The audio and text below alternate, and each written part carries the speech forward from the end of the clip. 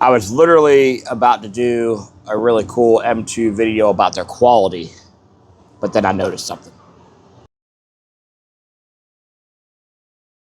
All right, guys. So, what did I notice about the M2s? Because like I said, I really wanted to, I was talking with somebody and he had M2 on the list of his top 5, and stuff like that. So I was really wanted to do a video. I was like, hey, man, there's a really, really cool Mustang. So I picked it up and I was really, really putting it under a microscope, man, for me to really find something I could criticize this thing about because it looks absolutely beautiful. So if you don't know which one I'm talking about, I'll show you right here. So this one right here.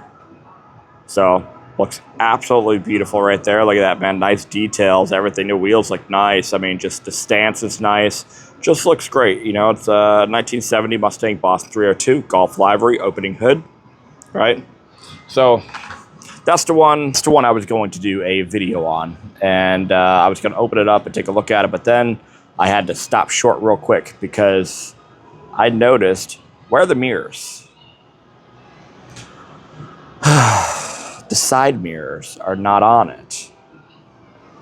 Need me to show you? I think so. Let's look at it again. No side mirrors. Really weird. All right. Now, I thought it was just that one, right? So I started looking at a bunch of other. Thank you, man.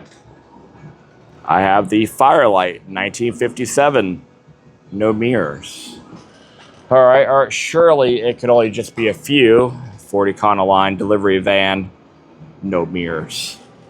Okay, all right. How about a new one that just came out? The Fanta, 1974 K5 Blazer, no mirrors. Okay, all right. How about another one that just came out? The Olds 442, no mirrors. All right, surely this Cadillac has got to have mirrors. Has no mirrors. All right. What is baffling me on this is, do they not have the money to put mirrors on there? Is it a cost savings thing? Or is it, they just don't have the technology to make the parts small enough? Oh, two of things which I know are just lies, okay? Because every other car out there except for Hot Wheels has them. The reason why we know that Hot Wheels doesn't have them on their main lines, mainly their main lines, is because they go through the track systems, and the mirrors, throw off the car and it throws it off the track, and you can hurt somebody, whatever, right? Well, M2 doesn't have tracks like that. It's not really a track car. It's not made for it. It's a collector kind of a car. It's made from a lot of pieces, right? I would sit there and say that it wouldn't fall apart, but it would, because I've seen many GTs just fall apart when they go down the track. All right, but take a look at this. You ready for this? Now, their Japanese cars have mirrors. You see that in the front? Now, so they do have the ability to put it on there, and you can see that they do. So it's not a cost thing, but the mirrors are right there. You could clearly see it. Okay, so now I'm even more baffled because let's look at this now. This is the new, this is the GNX or whatever. And it has mirrors. So I'm confused here because when I go look at the other 15 of them that I have on my shelf, none of those have mirrors. Okay, so is it selective quality that M2 chooses to do? Because I'm having a hard time now. So mirrors, Japanese cars, all of them, the Datsun, the Skyline, and the 240, or 280, whatever it is, the Datsun 510, and the Skyline, they all have the mirrors. This one's got the mirrors, but none of those have mirrors. And I can go point out other ones on the shelf, and they don't have mirrors too.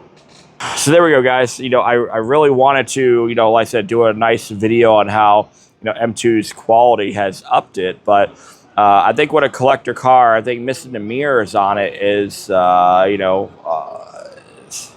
it's a killer for me, man. And it's not to take away from M2. M2 makes fabulous trucks. They're Super 30s and they're Silverados. Even the 1956 Ford truck looks great, man. That mint one that just came out.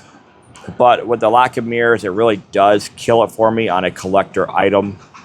That's just me. Maybe I need to hear you guys' opinion. Why do you think M2 does that?